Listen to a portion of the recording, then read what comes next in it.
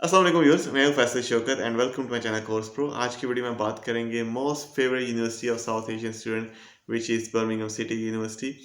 उसमें आपने कैसे अप्लाई करना है, उसका एडमिशन प्रोसेस कैसे कैसे होता है, one by one step by step मैं आपको बताऊंगा। क्योंकि लोगों को पता नहीं होता, मोस्टली लोग कमेंट करके पूछते हैं कि हमारा कंडीशनल लेटर आ गया तो अब क्या करना है, कैश लेटर आ गया तो अब क्या करना है, फीस कब पे करनी है, कितनी पे करनी है। सो ये थोड़ी सी कंफ्यूजन रहती है।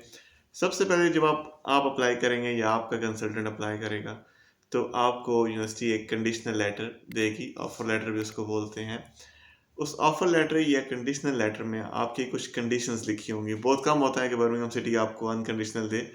मोस्टली यही होता है कि वो आपको रिवाइज करने का बोलती हैं, एटलीस्ट पर्सनल स्टेटमेंट ही आपको रिवाइज करने का बोलती हैं, और वो आपको कंडीशनल लेटर में मिलता है। मोस्टली कंडीशन लेटर में होता क्या है वो भी मैं आपको बता देता हूँ।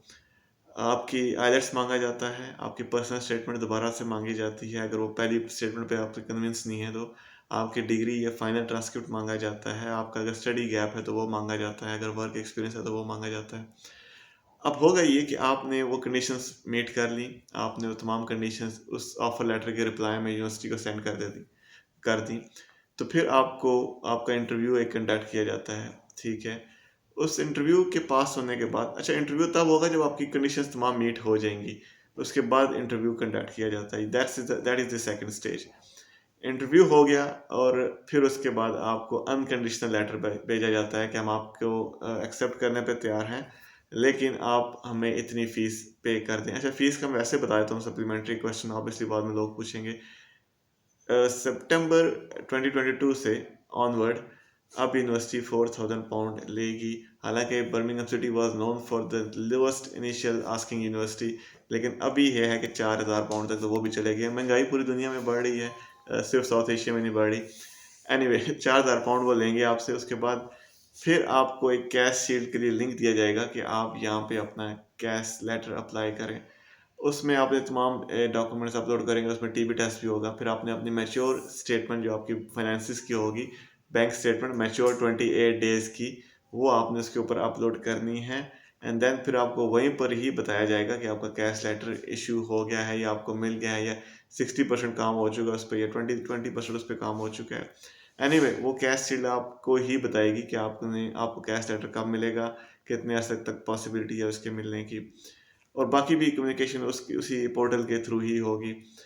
अच्छा, अब आपको गैस लेटर मिल गया, अब आप वीज़ा अप्लाई कर सकते हैं। बेसिकली आप डेट लेंगे जो भी आपको मिलती है नियरेस्ट सेंटर में, नियरेस्ट डेट आपको जो भी मिलती है वो आपको मिल गई, आपने वीज़ा अप्लाई कर दिया।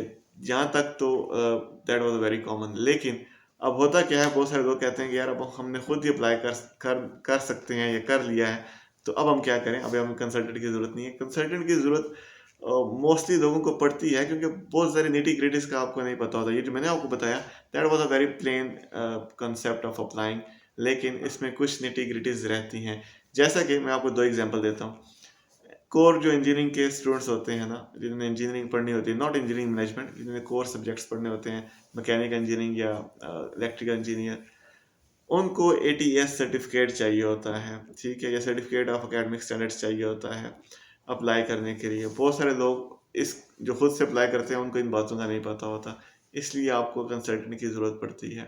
अनदर एग्जांपल, सेकंड एग्जांपल, वो ये है कि जैसे आप लॉ के कुछ सब्जेक्ट्स हैं, जिस तरह जीडीएल हो गया या SQ1 SQ2 हो गया, वो आप डायरेक्टली अप्लाई नहीं कर सकते, ठीक है। उसके लिए आपको लॉ कैब्स के थ्रू जाना पड़ता है, और उसमें भी कुछ सब्जेक्ट्स के लिए, जैसे बार स्टैंडर्ड बोर्ड का है कोर्स है जिसे BPTC है, उसकी एक डिफरेंट सी अलग फॉर्मेलिटी है। वो जब अगर कोई अप्लाई करना चाहेगा तो उसी को बताएंगे, इतनी मैं डिटेल में नहीं जा रहा। लेकिन आप डायरेक्टली अप्लाई नहीं कर सकते उसके लिए फिर बहुत सारी फॉर्मेलिटीज आपको पहले से ही मीट करनी पड़ती हैं। जैसे ATS सर्टिफिकेट मैंने पहले बताया, इसके लिए आपको पहले थोड़ा सा टाइम चाहिए होता है। ऐसा नहीं है कि आप सितंबर कि मिड में, जून के मिड में या जुलाई के मिड में पहुंचेंगे और अपने कंसल्टेंट से ये एक्सपेक्ट करना कि मुझे ऑफर लेटर लेके देगा, ये उसके लिए चैलेंजिंग हो जाएगा आपके लिए। इट्स ऑब्वियसली आप सफ़र करेंगे at the end of the day. अच्छा, the next thing is that कि कंसल्टेंट ने आपको बता दिया कि क्या करना है क्या नहीं करना। कंसल्टेंट आपको ये भी बताएगा कि आपको कितनी पॉसिबल स्कॉलरशिप मिल सकती है, ताकि आप अपनी फाइनेंसिस को प्रॉपरली डिज़ाइन कर सकें। मोस्ट ऑफ द स्टूडेंट 99% जो लोग खुद अप्लाई करते हैं उनको नहीं पता होता कि जो यूनिवर्सिटी ने आइडियली बातें लिखी हैं और जो प्रैक्टिकली हो रही हैं उसमें बहुत फ़र्क होता है। यूनिवर्सिटी आइडियली लिखती है कि हम आपके इंग्लिश प्रोफिशिएंसी सर्टिफिकेट एक्सेप्ट कर लेंगे, लेकिन प्रैक्टिकली ऐसा होता नहीं है। यूनिवर्सिटी आइडियली ऐसा लिखती है कि 75% जिन लोगों ने इंटरमीडिएट में नंबर लिए हैं उनको हम डायरेक्ट बैचलर्स में एडमिशन दे देंगे, लेकिन प्रैक्टिकली ऐसा होता नहीं है। सो बहुत सारी चीज़ें यूनिवर्सिटी ने अपनी वेबसाइट पे अपने आप को ग्लोरीफाई करके लिखी होती हैं, वो प्रैक्टिकली ऐसी होती नहीं है, और वो आपको एक अच्छा कंसल्टेंट आपको बताएगा कि ये फैक्ट रियलिटी है। और बर्मिंघम सिटी की मैं आपको एक और बात बता दूं कि आपको कैश लेटर 2 मंथ या 1 मंथ से पहले मिलना बहुत मुश्किल है। और मोस्ट ऑफ द कोर्सेज में अभी तक तो, अभी सितंबर 22 की बात करें ना, तो अभी तक 5 महीने पहले ही सीट्स फुल होना शुरू हो गई हैं, और उन्होंने बहुत सारे कोर्सेज में स्टूडेंट्स को मना भी करना शुरू कर दिया है। अब ये बातें जो बंदा डायरेक्ट अप्लाई कर रहा होता है उसको नहीं पता होता, लेकिन कंसल्टेंट के पास चूंकि डे बाय डे ऐसी एग्जांपल्स उसको मिली होती हैं, तो उसको पता होता है कि ऐसे किसी सब्जेक्ट में, जैसे 2 सब्जेक्ट हैं, मास्टर्स इन इंटरनेशनल बिजनेस का हो गया और मास्टर्स इन बिजनेस मैनेजमेंट का हो गया। ये 2 सब्जेक्ट ऐसे हैं जो फटाफट फुल हो जाते हैं। अभी जनवरी 2023 के लिए भी वो सब्जेक्ट पे लोग ऑलरेडी अप्लाई करेंगे, क्योंकि एक्सक्यूज मी, क्योंकि उसकी जो एंट्री रिक्वायरमेंट है वो तो काफ़ी लो है, तो बहुत सारे लोग उसमें अप्लाई करते हैं मास्टर्स के लिए। अब ये वजह भी आपको वेबसाइट से नहीं पता चलेगी, क्योंकि आप इतनी डीपली वेबसाइट तो कोई भी सर्च नहीं करता, लेकिन कंसल्टेंट को चूंकि डे बाय डे पता चल रहा होता है, अपडेट्स मेरी होती हैं, या बहुत सारे स्टूडेंट आके उसको बताते हैं जो कि इंडिविजुअल्स को नहीं पता चलती। तो ये कुछ फैक्टर हैं जिस वजह से मैं रिकमेंड करता हूँ कि आप कंसल्टेंट को लें। अदरवाइज अगर आप कॉन्फिडेंट हैं कि आपको सारी इन्फॉर्मेशन है, तो फिर आप खुद भी अप्लाई कर सकते हैं, that's not a big deal. So viewers, ये थी आज की वीडियो। मैंने आपको बताया कि कैसे एक एडमिशन प्रोसेस चलता है बर्मिंघम सिटी यूनिवर्सिटी का।